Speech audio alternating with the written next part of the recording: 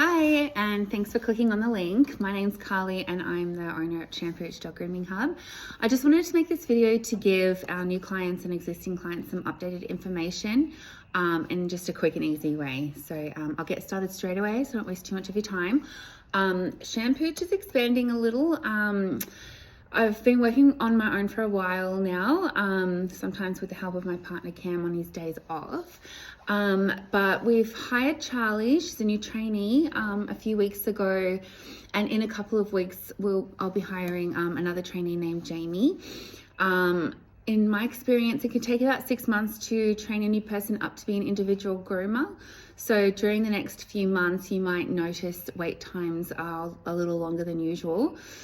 It's a temporary thing, and it is important for the safety of your dog and our staff that the training process isn't rushed and stressed. So I understand extended wait times isn't convenient for some clients, and that's understandable, but at the moment it's a necessary phase, and by the beginning of 2026 we aim to be back on a more fast-paced schedule. Sorry, I have to read off these notes because I will forget.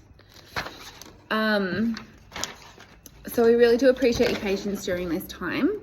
I just really wanted to make that clear and get it out of the way first. So we'd really we would really appreciate it if clients could utilize the parking lot across the road at the recreation center. It's just to keep traffic away from the neighbors as we do operate out of a residential area. We'd also very much appreciate if you could take your dog for a 5-minute walk before drop off. We understand accidents happen, but it can be time consuming and affect other clients' wait times, especially after a toileting accident where a dog has soiled themselves after their groom is complete and we need to pop them back in the bath and start all over again.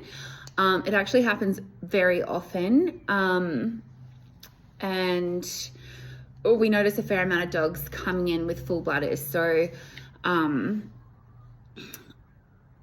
obviously haven't been toileted, so we'd appreciate the toileting to happen across the road and not on the front lawn. I do have doggy bags if you need to, and there's a bin over at the park as well. Obviously, if you do experience mobility issues, I'm of course happy for you to come and park up at the gate here, which is fine, but yeah, if you could utilize that parking lot, that would be awesome. Another thing I just wanted to get on top of, I was just going to ask if everyone can please remind us if your dog's anal glands need doing, as we don't always remember, and we prefer to catch onto that before the bath rather than after. And if your dog needs sensitive shampoo, or you'd prefer us to not use any of the cologne, if you could remind us, because we don't always remember, and sometimes we're just busy, and that reminding will really jog our memories, and we'll make sure to do that for you. Another thing is that we would appreciate it if you would put your put a body harness on your dog rather than just a collar. Neck collars aren't safe, so collars, they're not really for attaching leads for walks. They're more so to attach name tags and contact information. Dogs' throats are very fragile, and pulling on the lead can actually injure your dog. Not just you pulling on their lead, but them pulling on their lead. This area is very sensitive and fragile, so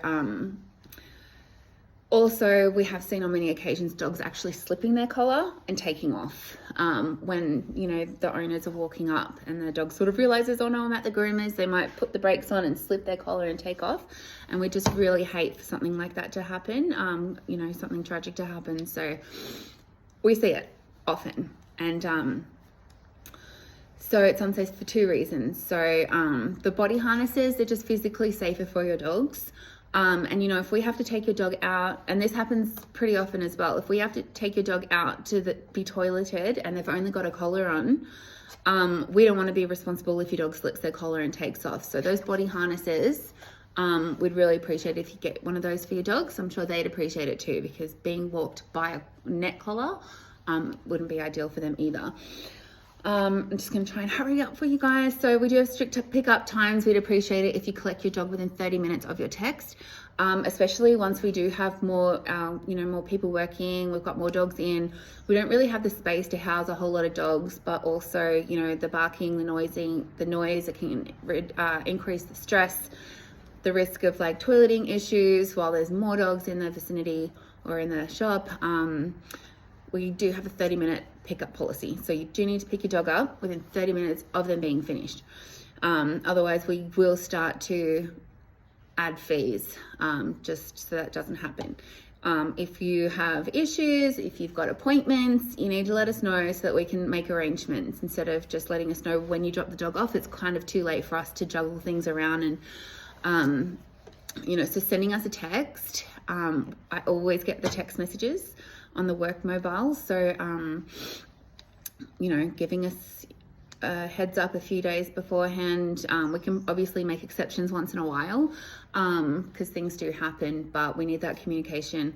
We can also send you a text 15 minutes before your dog's ready. That way you've got time to get yourself ready, and then you've got your half an hour to come pick them up. So we're happy to do that as well. Yes.